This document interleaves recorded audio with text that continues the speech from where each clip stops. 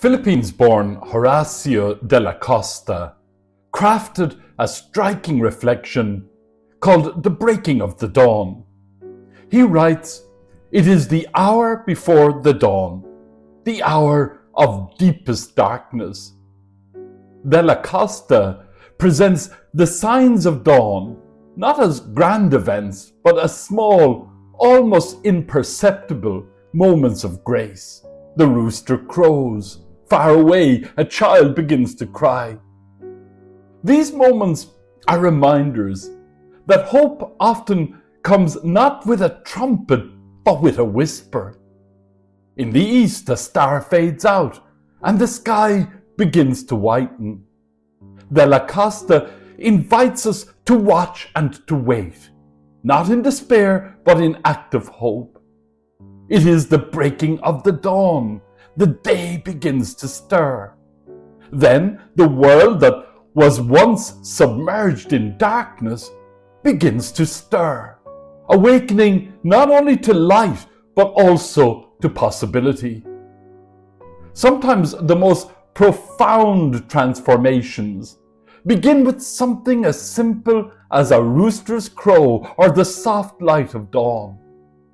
It was early in the first day of the week, while it was still dark, that Mary Magdalene came to the tomb. As Lent 2025 draws to a close, it is reasonable to assert that this is where we too are today. Our world, for example, is even more darkened by violence and chaos than a year ago. The Korean philosopher Byung-Chul Han, in his book Against the Society of Anguish, Hope and Revolution, notes, hope opens the horizon of wisdom, renews courage, and gives wings to life. It offers us a future.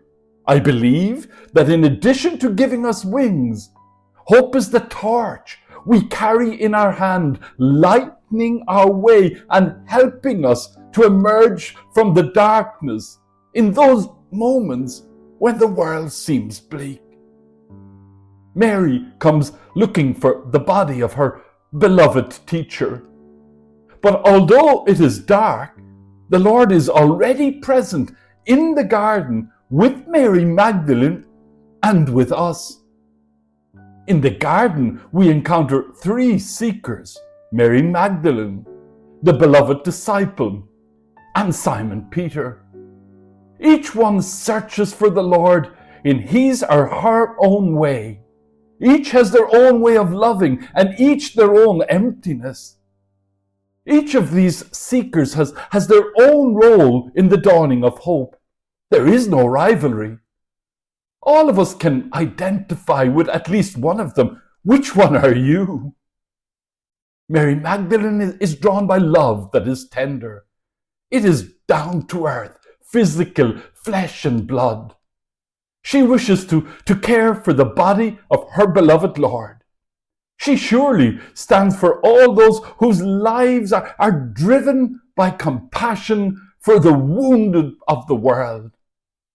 Then Mary hears her name, Mary.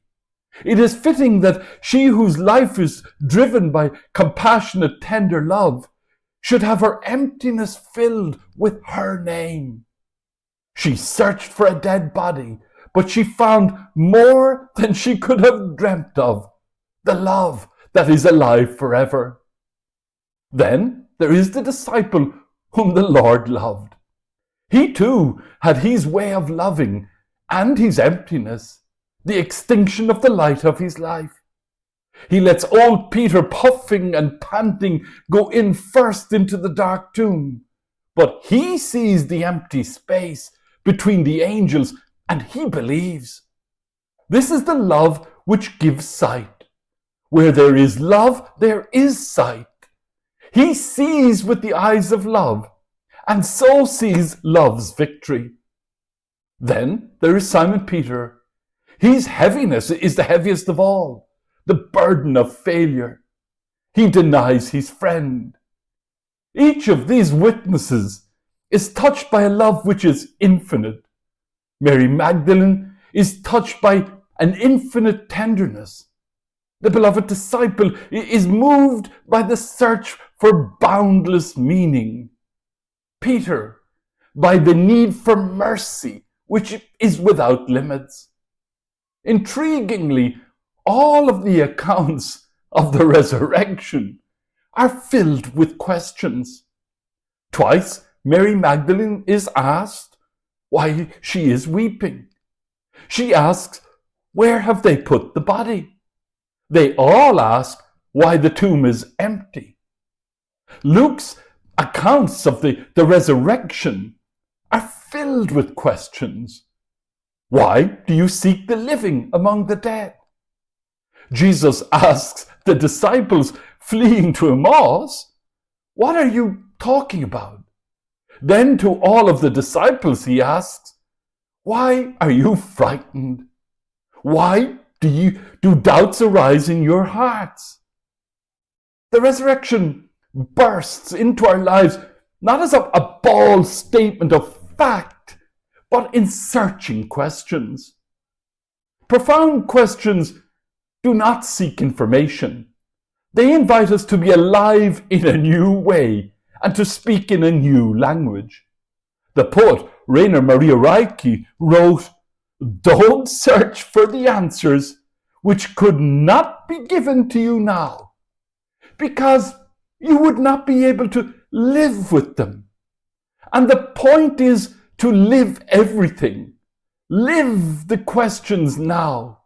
Perhaps then, someday, far in the future, you will gradually, without even noticing it, live your way into the answer." The resurrection is not Jesus' life beginning after a brief eruption, but a new way of being alive in which death has been conquered. If we listen to each other's questions with respect and without fear, we shall find the Lord who is waiting for us. Amen.